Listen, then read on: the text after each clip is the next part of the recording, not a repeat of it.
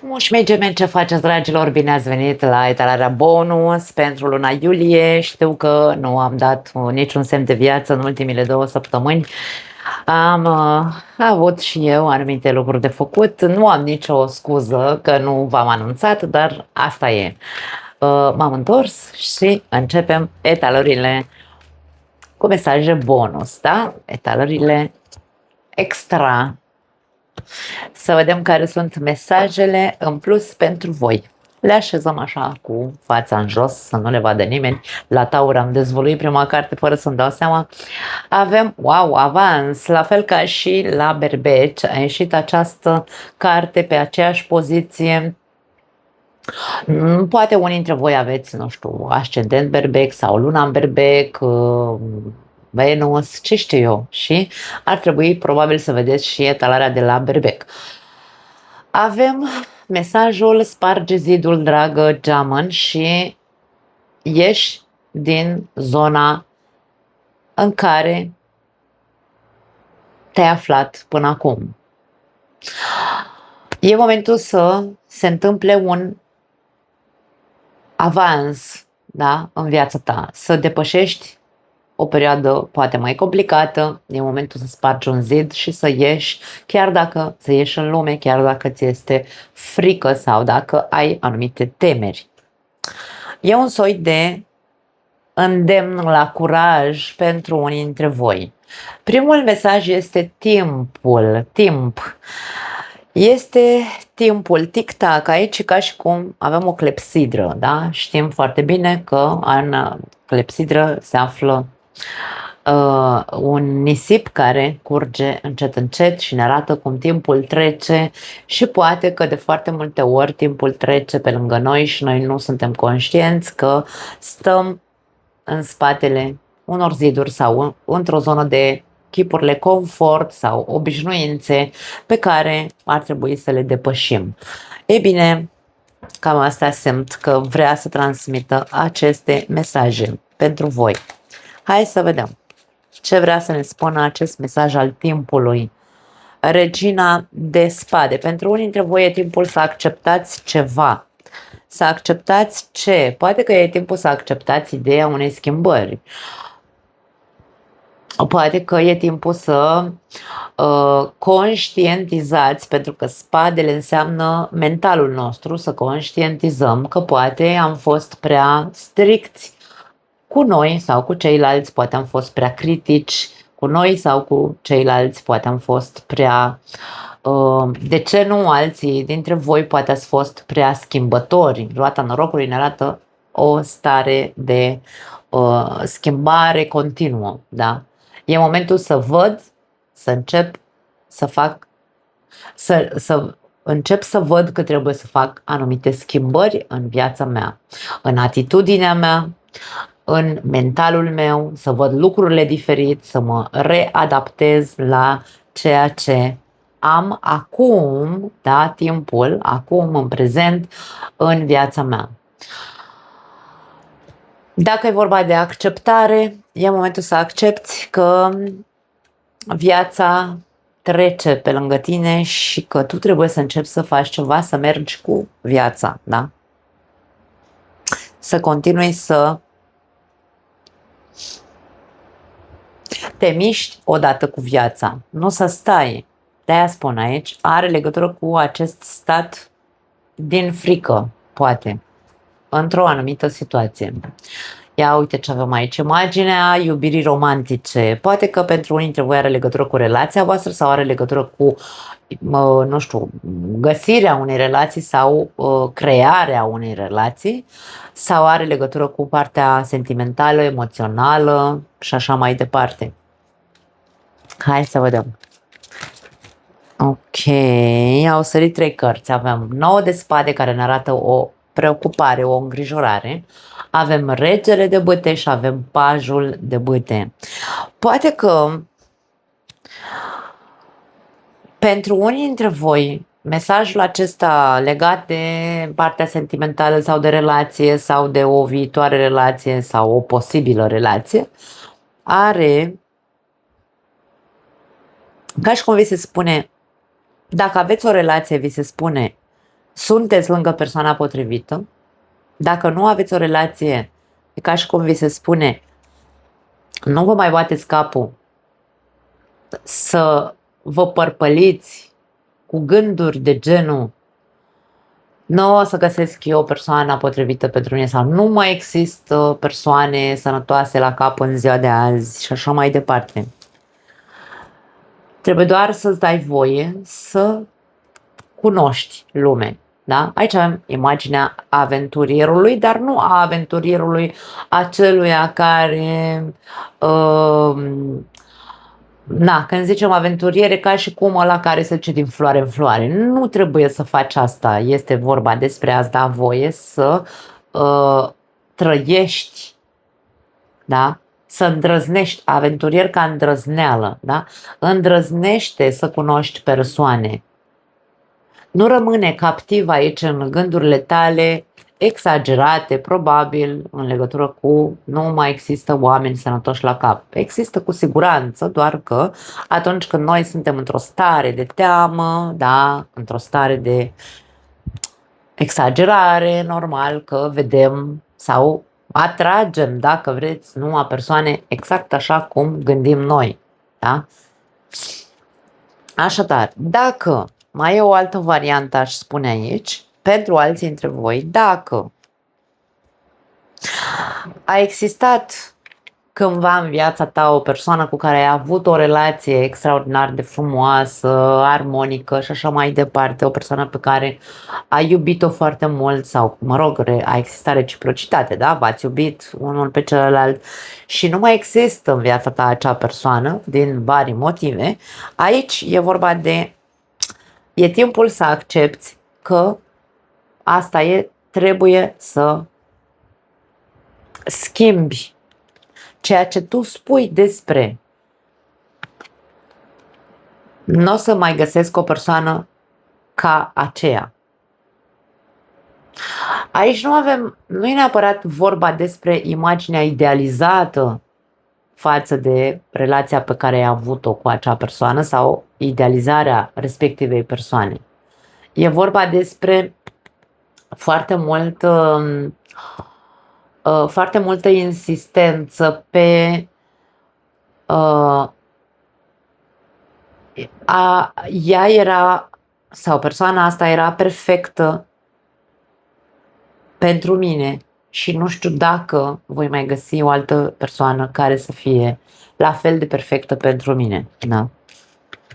Ca și cum odată ce persoana asta a dispărut din viața ta, în tine s-a instalat această frică de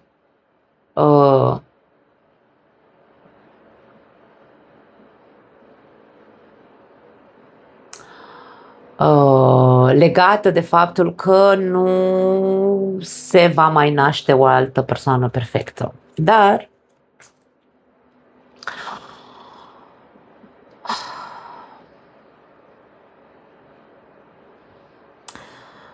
mie vine să întreb aici, da, pe cei din această variantă, să vă ridic mingea la fileu și să vă întreb: sunteți siguri că această persoană a fost perfecțiunea întruchipată? Pentru că aici avem imaginea unei persoane pe care tu practic nu vrei să o accepti. Acea persoană a fost o persoană într-adevăr foarte vie, cu foarte mult chef de viață sau, da, vie, cum se zice. Dar era o persoană foarte ludică, jucăușă, da? Era o persoană care te incita și pe tine la a fi vital. De ce păstrezi doar imaginea acestei perfecțiuni când persoana asta avea și anumite defecte pe care probabil îți este greu să le accepti? Acum că nu mai e în viața ta această persoană, îți este greu să le accepti. De ce nu-i vezi partea infantilă sau de ce nu-i accepti această fațetă infantilă pe care o avea această persoană? Aici avem imaginea aventurierului. a egoistului pe alocuri, a celui care vrea să fie centrul universului. Poate că tu te-ai, hai să spunem așa,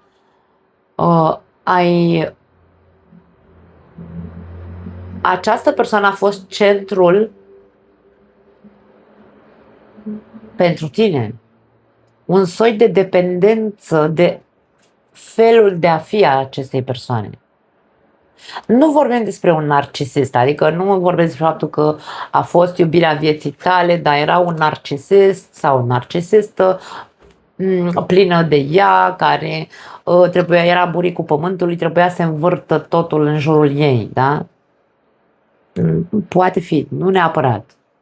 Ideea este că tu te pierdusei în această persoană, tu nu te mai identificai pe tine, erai doar în jurul acestei persoane.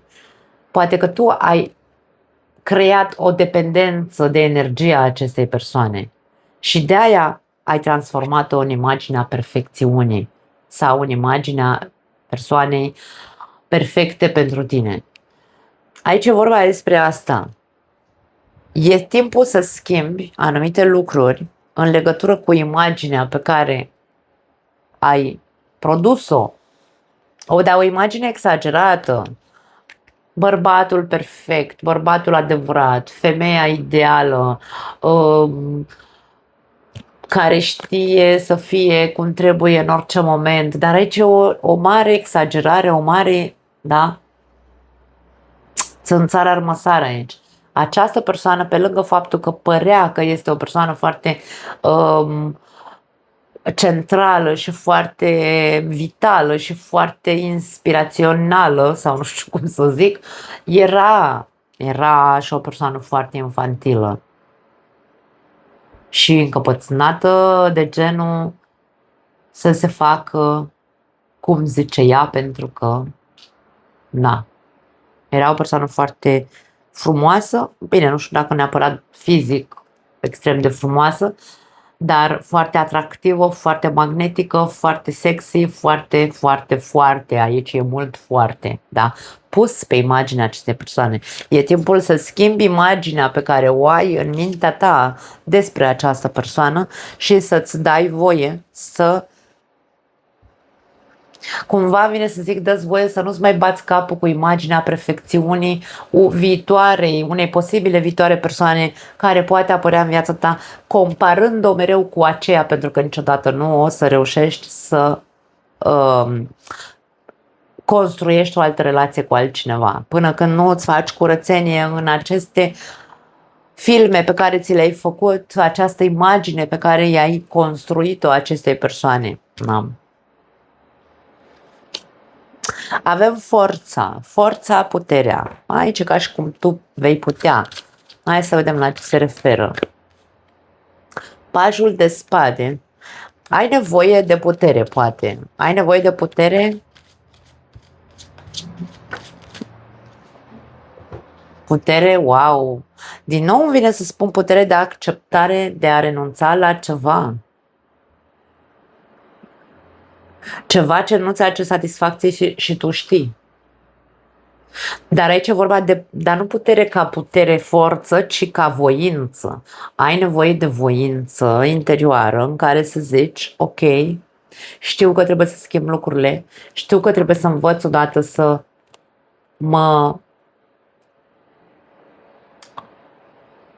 învăț să mă bucur de ceea ce am, să învăț să mă bucur să învăț să mă bucur, pentru că aici nu există bucurie, aici înseamnă, 8 de cupe este cartea rutinei, a plictiselii, a insatisfacției emoționale, da? Deci e vorba să învăț să mă îndrept către ceea ce îmi doresc, către ceea ce îmi place, către ceea ce mă atrage, da? 8 de cupe, după el vine 9 de cupe care reprezintă ceea ce am spus. Ai nevoie de voință să înveți să te bucuri de tot ceea ce, să te bucuri de procesul de a te îndrepta către ceea ce îți dorești. Nu știu dacă se înțelege, da? Ai nevoie de voință, în primul rând, să spargi zidul zonei de confort, între ghilimele. Ai nevoie să rupi exagerarea mentală în legătură cu imaginea relației perfecte și așa mai, sau a persoanei perfecte. Ai nevoie să accepti că trebuie să faci câteva schimbări în interiorul tău, că e timpul să faci.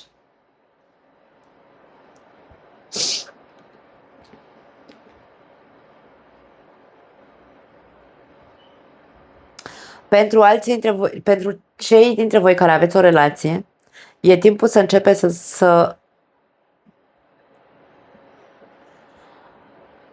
faceți schimbări în interiorul vostru în legătură cu relația voastră. Aici avem imaginea unei relații, cum am spus, între doi parteneri potriviți.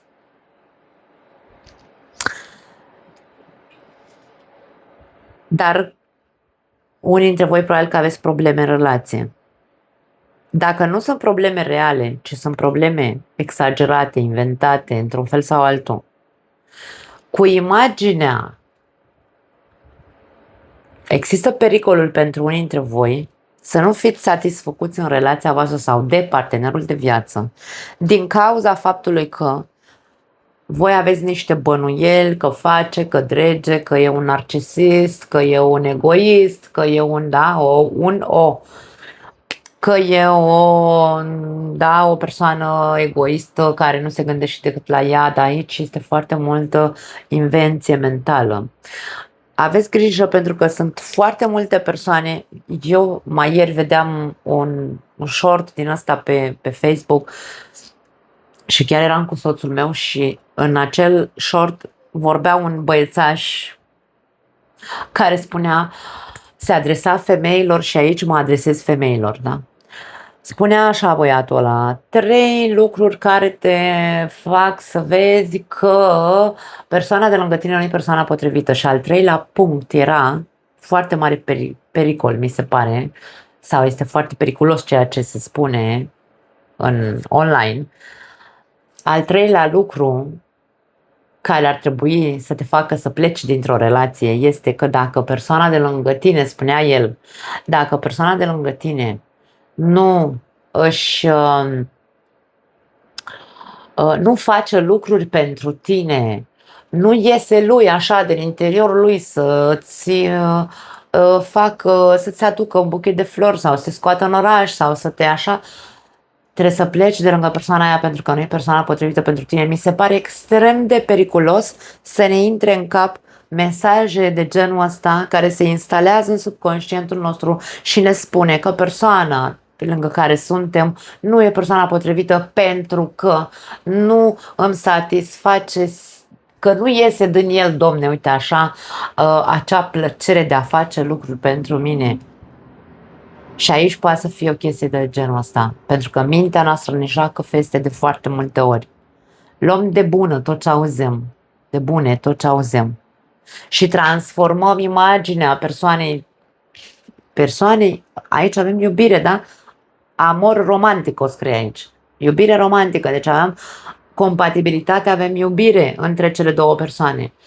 Și aici imaginea este una strâmbă despre partenerul de viață, partenera de viață, poate din cauza faptului că tot asculți TikTok-uri de rahat care se instalează în capul tău și spui, eu am de-a face cu nu-i persoana potrivită pentru mine. Și vă puneți relația în pericol și eram cu soțul meu ascultând acest short și chiar i-am zis, tu îți dai seama ce periculos este să spui așa ceva și lumea ia de bune tot ce aude. Și al meu a zis același lucru, extrem de periculos și avem părerea unei femei și părerea unui bărbat în legătură cu mesajele astea care se transmit pe online. Și aici ai nevoie de putere sau de voință să înveți să nu mai faci cum ai făcut până acum. Să înveți să... Din nou avem spade, spadele înseamnă vorbe. Învață să spui, nu critic. Tu nu faci nimic pentru relația mea, bla bla bla. Nu, învață să spui ce îți dorești sau ce nu îți mai dorești în relația ta. Când ai epuizat toate resursele din interiorul tău să schimbi ceva în relația ta sau în legătură cu partenerul, pentru că pot fi mulți dintre voi care să spuneți, păi dar nu, că eu îi spun, domne, eu comunic cu el și îi spun că nu-mi place aia, că nu știu ce, că nu face aia, că nu, bla bla bla, eu știu ce știu eu, că fiecare dintre noi spunem ce spunem. Eu îi spun, dar n-am cu cine, domne. În momentul în care ai epuizat toate resursele, atunci du-te. 8 de cupe, o carte a plecării. Pleacă din relație. În momentul în care ți-ai epuizat toate, da? Când vezi cu adevărat că ai ajuns la final și n-ai cu cine, atunci da. Dar deocamdată ce văd aici, imaginea este una a unei relații unde există iubire sau care v-ați luat din iubire. Ce Dumnezeu se întâmplă de nu ajungeți la compromis aici cumva, da? Da. E timpul să rezolvați aceste lucruri. E timpul să schimbați modul în care comunicați, probabil. E timpul să schimbați modul în care spuneți lucrurile, pentru că comunicarea nu înseamnă doar eu îți spun și tu te faci că mă auzi sau nu mă bagi în seamă sau nu. Când vorbim despre e timpul să schimbăm modul în care comunicăm, e timpul să ne așezăm frumos la masă și în loc să mai zicem lucrurile cum le ziceam înainte, le zicem altfel. Ca în mintea celuilalt să se producă un click, să înțeleagă ceea ce avem de spus, ceea ce ne doare, ceea ce ne face să nu avem somn, ceea ce nu ne mai satisface. Da, nu mai am altceva. Vă pupăcesc. Ne vedem data viitoare. Ciao.